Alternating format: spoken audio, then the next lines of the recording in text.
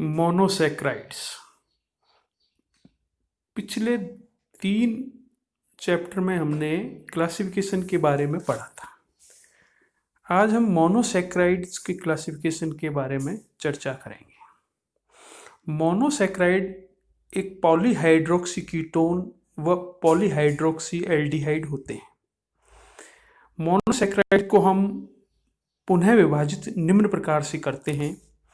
Carbonyl समूह की प्रकृति, 2 प्रकार के कार्बोनिल समूह हैं, एक एल्डिहाइड और एक कीटोन। इसके आधार पर हम इनको विभाजित करते हैं। नंबर 2, कार्बन श्रृंखला में कार्बन परमाणु की संख्या है कि वो कार्बन परमाणु की कितनी संख्या उसके अंदर है।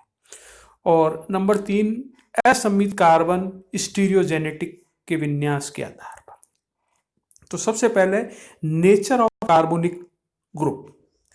कार्बोनिल समूह की प्रकृति के आधार पर मोनोसैक्राइड 2 प्रकार के होते हैं।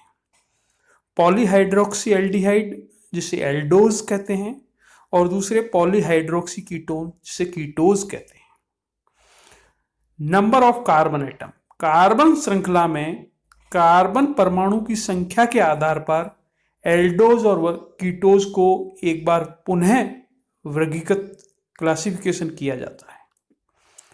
कार्बन परमाणु की संख्या यदि 3 है तो ट्राइओज, 4 टेट्रोज, 5 पेंटोज, 6 हेक्सोज। इसमें दोनों प्रकार से आ जाएंगे, जैसे कि aldo triose, keto triose, aldo tetrose, keto tetrose, aldo pentose, keto pentose, aldo hexose, keto hexose. ये सारे कार्बन परमाणु की संख्या के आधार पर किए गए हैं। नंबर 3 हम देखते हैं कि कार्बन समूह से दूरस्थ असममित कार्बन का विन्यास किस प्रकार का है।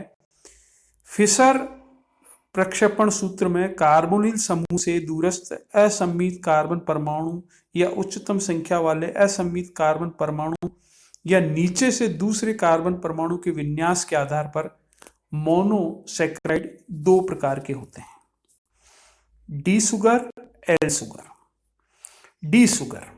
डी सुगर फिशर प्रक्षेपण सूत्र में OH समूह नीचे से दूसरे असममित कार्बन परमाणु में यदि दाईं ओर हो तो उसे डी सुगर कहते हैं। जैसा कि हमने डी ग्लूकोज और डी फ्रक्टोज में हम देख रहे हैं, दोनों में दाईं ओर है। एक कार्बन को छोड़ CH2OH को छोड़ के ऊपर वाले में दाईं ओर, इसे हम डी ग्लूकोज कहते हैं। दूसरा डी ग्लूकोज या डी फ्रुक्टोज यानी कि डी शुगर कहते हैं। दूसरा एल शुगर, यदि फिशर प्रक्षेपण सूत्र में नीचे से दूसरे असममित कार्बन परमाणु पर OH समूह बाईं ओर जुड़ा हो तो वो शुगर एल शुगर कहलाती है। जैसे कि हम देख रहे हैं एल ग्लूकोज में OH बाईं ओर है, इधर एल फ्रुक्टोज में OH बाईं ओर है। तो इस प्रकार से यह 2 प्रकार के हो गए, डी शुगर, एल शुगर। अब हम डी ग्लूकोज की चर्चा करते हैं। डी ग्लूकोज को हम सामान्य रूप से dextrose, blood sugar, grape sugar भी कहते हैं, क्योंकि यह ज्यादातर पके हुए अंगूरों में, मनुष्य के रक्त में पाया जाता है।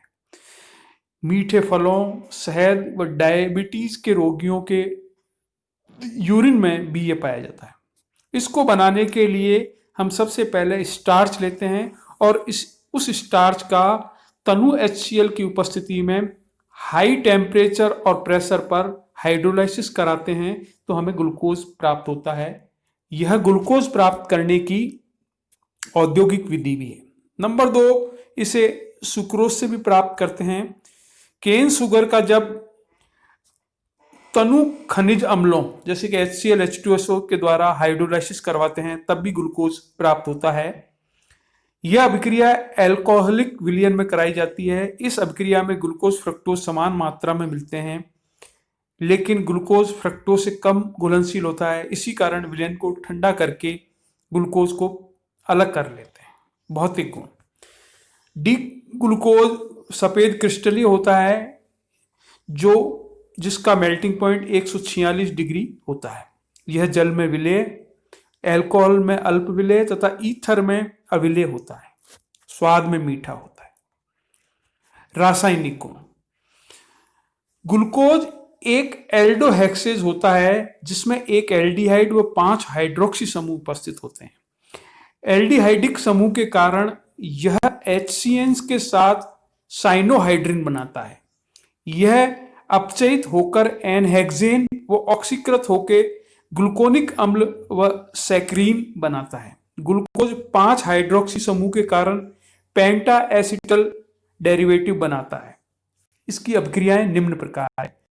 ग्लूकोज HCN से क्रिया, साइनोहाइड्रिन का निर्माण, ग्लूकोज H2/P के साथ में सार्बिटॉल का निर्माण, अगेन सार्बिटॉल का रेड फास्फोरस और HI के साथ में एनहेक्सेन का निर्माण करता है। यदि ग्लूकोज का हम एसिटिक एनहाइड्राइड के साथ क्रिया करते हैं तो पेंटा एसिटिल ग्लूकोज बनता है, जिससे यह भी सिद्ध होता है कि इसमें 5 हाइड्रोक्सी समूह उपस्थित हैं। ब्रोमीन और जल के साथ में ग्लूकोनिक अम्ल का निर्माण होता है और ये ग्लूकोनिक अम्ल को जब हम ऑक्सीडेशन करते हैं इसका HNO3 के साथ में, तब सैक्रीन बनती है। धन्यवाद।